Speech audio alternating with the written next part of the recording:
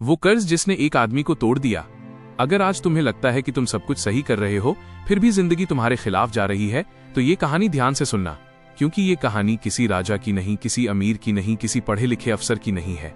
ये कहानी है एक गांव के साधारण किसान की, जिसके पास खोने के लिए सिर्फ उसकी जमीन थी और बचाने के लिए उसकी इज्जत। हरिहरपुर। नक्शे में ढूंढोगे तो शायद नाम भी न मिले। कच्ची गलियां, मिट्टी के घर और शाम ढलते ही चारपाइयों पर बैठकर चिंता बांटते लोग। इसी गांव में रहता था रघु। उम्र लगभग 28 साल। चेहरा धूप में जला हुआ, हाथों में छाले और आंखों में ऐसे सपने जो रोज भूख से लड़ते थे। रघु के पास था 2 बीघा जमीन, बूढ़े पिता माइनस हरदा बीमार माँ माइनस शांति छोटा भाई माइनस मोहन। उसका पूरा संसार इसी मिट्टी में बसा था। रघु की सुबह अलार्म से नहीं, माँ की खांसी से शुरू होती थी। वो उठता, हाथ मुंह धोता, माँ के पैरों को छूता और खेत की ओर निकल जाता। खेत पहुंचकर वो हल उठाता, मिट्टी को उलटता और मन ही मन बोलता, बस इस साल फसल ठीक हो जाए भगवान, बस इस साल। लेकिन भगवान गांव में बहुत कम फोन उठाते हैं। इस साल सब कुछ उधार पर था। बीज उधार, खाद उधार, कीटनाशक उधार। और ये उधार रघु ने लिया था गांव के साहूकार शिवनारायण से। शिवनारायण, नाम से नारायण, काम से नाग, मोटी तोंद, आंखों में लालच और आवाज में जहर। उसने साफ कहा था, 3 महीने में पूरा पैसा चाहिए, नहीं तो जमीन मेरे नाम। रघु ने सिर झुका लिया था, क्योंकि वो जानता था गरीब की बहस कभी पूरी नहीं होती। उस रात तेज बारिश हो रही थी, छत से टपकती बूंदें और मां की लगातार खांसी। रघु चारपाई पर बैठा अंधेरे को देख रहा था। पिता हरदा बोले, बेटा, अगर फसल खराब हो गई तो क्या करेंगे? ये सवाल नहीं था, ये एक चेतावनी थी। रघु चुप रहा। उसकी छाती में कुछ टूट रहा था। कुछ हफ्तों बाद जब फसल उगने लगी तो रघु की आंखों में फिर से चमक आई। हरी हरी बालियां, खेत लहराने लगे। गांव में चर्चा शुरू हुई, रघु की फसल इस बार जबरदस्त है। रघु हर सुबह खेत में खड़ा होकर उन्हें देखता और मुस्कुराता। उसे लगा शायद इस बार कर्ज चुक जाएगा। एक दिन रघु ने मोहन से कहा, इस बार तेरी पढ़ाई नहीं रुकेगी। मोहन की आंखें चमक गईं। मां बोली, भगवान भला करे बेटा। पिता ने पहली बार राहत की सांस ली। लेकिन जिंदगी कभी भी इतनी आसानी से राहत नहीं देती। वो दोपहर अभी भी रघु के जहन में जिंदा है। अचानक आसमान काला हो गया। तेज हवा, अंधड़, आंधी। रघु खेत की तरफ भागा, लेकिन जो उसने देखा उसके पैर कांप गए। पूरी फसल जमीन पर पड़ी थी, बालियां टूट चुकी थीं, मेहनत कुचली जा चुकी थी। रघु वहीं बैठ गया। उसने मिट्टी उठाई, मुट्ठी में दबाई और पहली बार जोर से रोया। शाम को वो घर लौटा। मां ने पूछा, फसल कैसी है? रघु कुछ नहीं बोला। पिता समझ गए। चारपाई पर बैठकर हरदा ने कहा, अब शिवनारायण आएगा। ये वाक्य घर पर हथौड़े की तरह गिरा। अगले दिन शिवनारायण आ गया। हंसते हुए बोला, मैंने कहा था ना, कुदरत गरीब का साथ नहीं देती।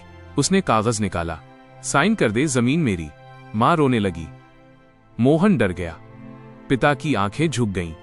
रघु के हाथ कांप रहे थे, लेकिन उसने साइन नहीं किया। रघु ने साहूकार की आंखों में देखा और कहा, जमीन मेरे बाप दादाओं की है, मैं इसे यूं नहीं दूंगा। शिवनारायण हंसा। 2 दिन का समय है, सोच ले। उस रात घर में कोई नहीं सोया। मां बोली, बेटा, जमीन दे दे, जान बची रहेगी। पिता चुप रहे।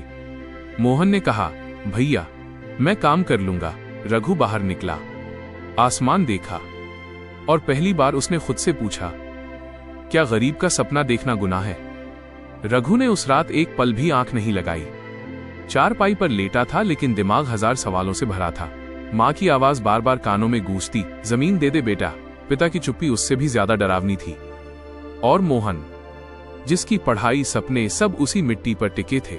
रघु समझ गया था, अगर आज उसने हार मान ली तो ये हार सिर्फ जमीन की नहीं होगी, पूरी पीढ़ी की होगी। सूरज उगा, गांव जागा और रघु पहली बार डर से नहीं, फैसले से उठा। उसने पिता से कहा, मैं जमीन नहीं दूंगा। मां रो पड़ी। पिता ने पहली बार रघु की तरफ देखा। तो क्या करेगा? रघु बोला, जो आज तक नहीं किया। उसी दिन रघु ने एक छोटा सा बैग उठाया, मां के पैर छुए, पिता का हाथ पकड़ा।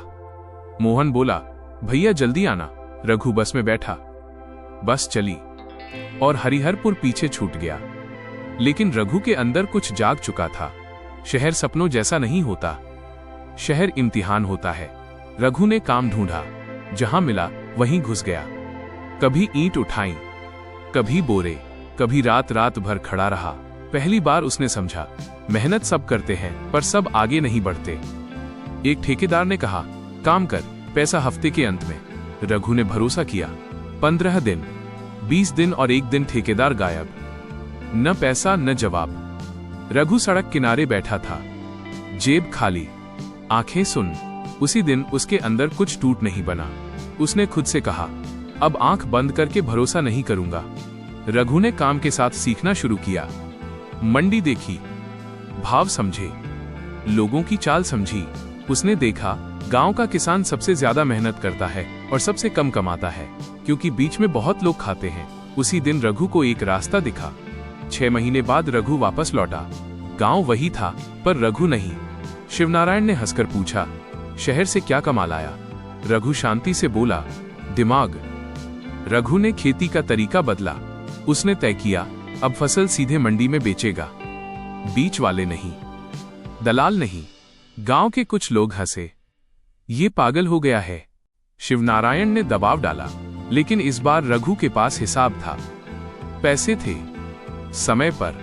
उसने पूरा कर्ज एक साथ चुका दिया। शिवनारायण पहली बार चुप था। रघु ने कागज उठाए, जमीन उसके नाम रही। पिता की आंखों में आंसू थे। मां ने कहा, आज समझ आया मिट्टी की कीमत। शाम को रघु खेत में खड़ा था। सूरज ढल रहा